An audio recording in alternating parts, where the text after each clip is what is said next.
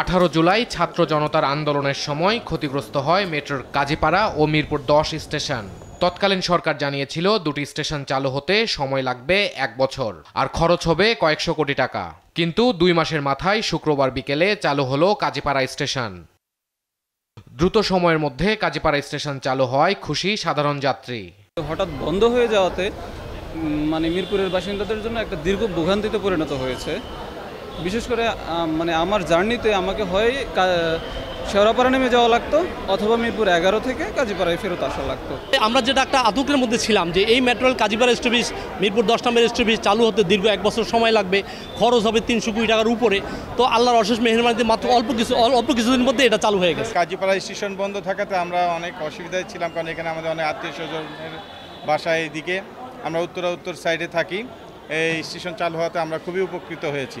এদিকে সাপ্তাহিক ছুটির দিনেও মেট্রো রেল চলায় স্বপ্ন পূরণ হলো রাজধানীবাসীর। সাপ্তাহিক ছুটির দিনে মেট্রো রেল চলাচল করবে বিকেল 3টা থেকে রাত 9টা 40 মিনিট পর্যন্ত। মেট্রো রেলের একজন রেগুলার যাত্রী হিসেবে বলতে পারে এটা অনেক একটা ভালো উদ্যোগ হয়েছে।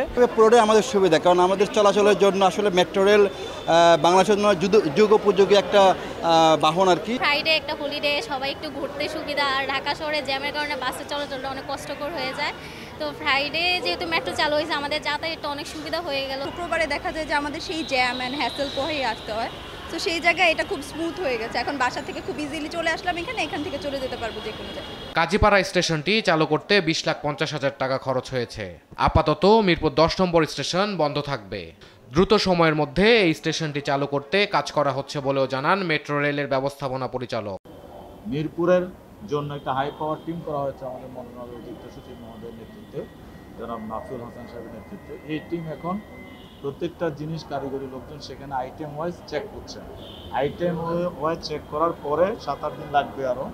এই রিপোর্টটা পাওয়ার পরে আমরা বুঝতে পারবো যে সেখানে কী ধরনের ক্ষতি হয়েছে চূড়ান্ত বিচারে, এবং সেই মালামালগুলি দেশে বিদেশে আমদানি করে কতদিন সময় লাগতে পারে এবং কী পরিমাণ ব্যয় হবে।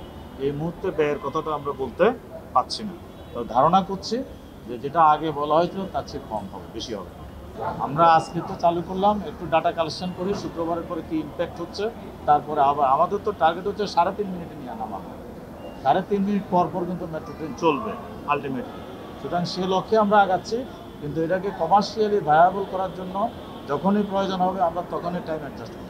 ডিএমটিসিএল এর এমডি জানান, চলতি মাসে মেট্রো রেল থেকে 20,67,351 টাকা আয় হয়েছে। বর্তমানে প্রতিদিন চলাচল করছে 3 লাখ যাত্রী। ইফতেখার রেজা, দেশ টিভি, ঢাকা।